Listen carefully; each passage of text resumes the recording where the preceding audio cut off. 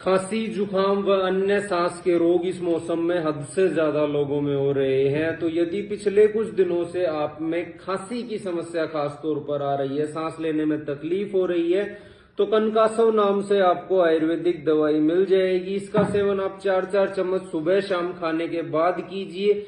ध्यान रखिए, इस दौरान मिल्क प्रोडक्ट्स को आप एक बार बिल्कुल बंद कर दीजिए। चीनी से बनी चीजें बिल्कुल बंद कर दीजिए। मैदा बिल्कुल बंद कर दीजिए।